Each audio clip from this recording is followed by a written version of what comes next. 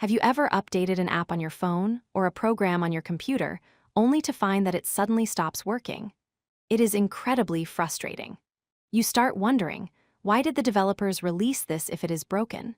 Today, we are going to explore the hidden mechanics of software engineering to understand exactly why updates break things and how developers try to prevent it.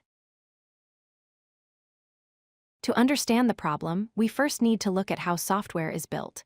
Modern applications are rarely built from scratch. Instead, think of them like a tower of blocks. At the very top is the app you use, but underneath, it is resting on layers of other components, like user interface libraries, data processing tools, and operating system functions. Your app relies on all of these lower layers to stay standing. In the programming world, we call these blocks dependencies. A dependency is simply a package of code written by someone else that solves a specific problem. For example, instead of writing complex math formulas from scratch, a developer will depend on a math library to do it for them. If that library changes or disappears, the software that relies on it can fail. It gets more complicated because those libraries often have their own dependencies. This creates a dependency chain. Your shopping app might depend on a payment library. That payment library might depend on a security encryption tool, and that security tool might depend on a math utility. It is a deep, interconnected web where one piece of software rests on the shoulders of another. This creates a ripple effect. Imagine the developer of the math utils library at the bottom decides to update a function. They change how numbers are added together. This might seem like a small, harmless improvement to them. But for the shopping app at the top of the chain, which expects the old behavior, this change causes a crash. A tiny update deep in the chain can cause a massive failure at the surface. This phenomenon is what software engineers call a regression. A regression happens when a new change inadvertently breaks a feature that was previously working correctly. It is like fixing a leak in the roof, only to realize you have accidentally flooded the basement.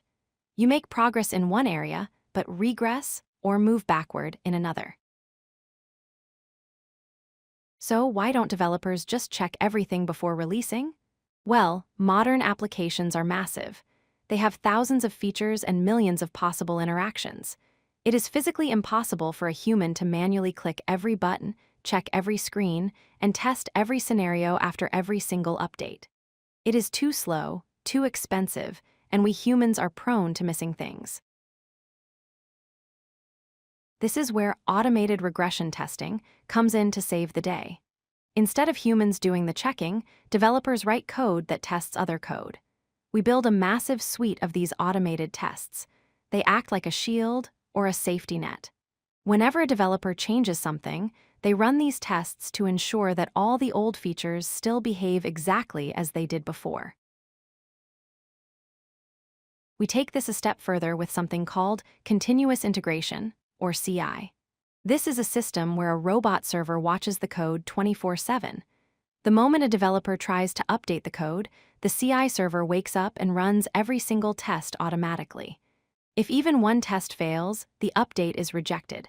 It acts as a gatekeeper, stopping bugs before they can ever reach you, the user. To summarize, software is fragile because it relies on long chains of dependencies. Updates break things because changes can have unexpected ripple effects, causing regressions. And finally, because manual testing is impossible at scale, developers rely on automated testing and continuous integration to keep your apps running smoothly. Thanks for watching. If you like this video, hit that like button and don't forget to subscribe.